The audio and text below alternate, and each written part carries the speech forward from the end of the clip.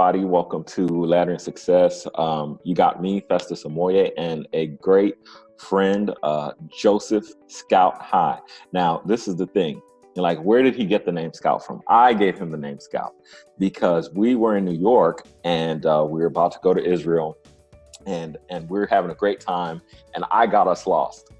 And the Scout, who never been to New York before, was like, "Hey, look, I think we should go this way." I'm like, how do you know?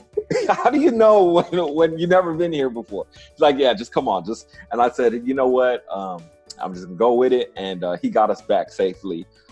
You know, New York could be dangerous at night. So, how you doing, Scout? Not too bad. I mean, I think we should correct that story. It wasn't you that got us lost. It was Google Maps that got us lost. That's true. Yeah, because the Google Maps wasn't, with the GPS was like a second behind where we were or something crazy like that. Well, it was lagging in and out because we were going through the train system, then we were going back up. And so, I mean, it was just lagging. So. That's true.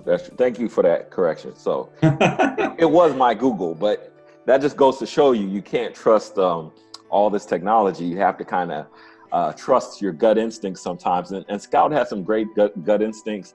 And he was going to share some of his experience of graduating from college and what life has kind of been like since then and how he got his first job that he just really, really wanted. So can you give us a little bit of background about yourself? Where'd you go to school? Yeah. Those different kind of things. Yeah, so I'm actually originally from Kansas City, born and raised there. And so, the logical thing for me to do was move 8.5 hours away to go to Nashville, Tennessee.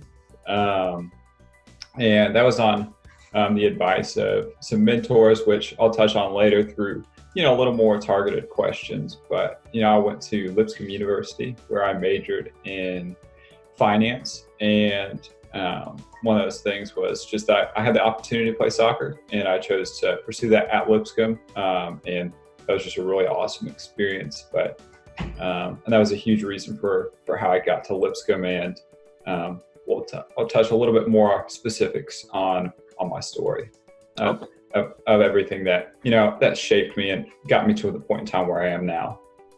Okay, so I hear kind of a sports background too. Yeah. So was that a thing that like your family encouraged, and was it like in terms of going to college, was that like a family tradition? How did your family influence you in terms of sports and your decision making to go to school? Yeah.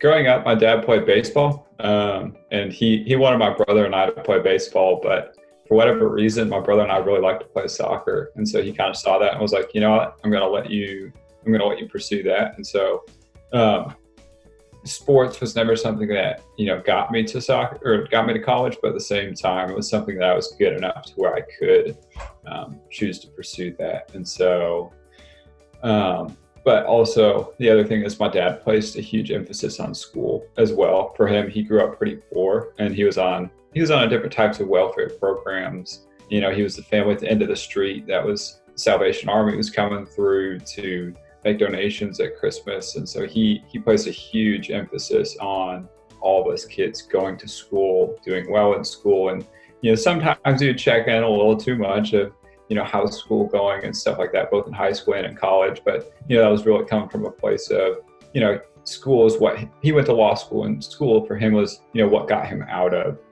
his point in life. And so that was his emphasis that he put on my brother and all us kids going to school. Oh, wow. So Joseph has not read the book. We got an updated version of it coming, but he has some really good insights that I thought he could share and that he wanted to share into transitioning from like that formal education structure to getting his career by way of being mentored. Now, you said you went to school in finance, but you currently work in real estate. So yeah. Can you tell us a little bit about that story? How did you go from what you got your formal education into? Yeah. So really it started as a senior in high school. Everybody's asking you, where are you going to go? What are you going to major in? And I think it's a little too much pressure, I think, for 17 and 18-year-old students to be making a decision, because it's not so much, hey, what are you going to major in? that's years of your life. If you decide, I don't really like, I don't know, engineering, or I don't like business, or I don't like whatever it might be, that's years of your life. And those are, thousands of dollars that you can't get back in loans. And so I was fortunate to have a mentor put me in the direction of finance. He had worked on Wall Street, and he told me, hey, the world is always going to need people that can do two things. Number one, that can crunch the numbers. And then number two, that can tell you, okay, what do these numbers mean?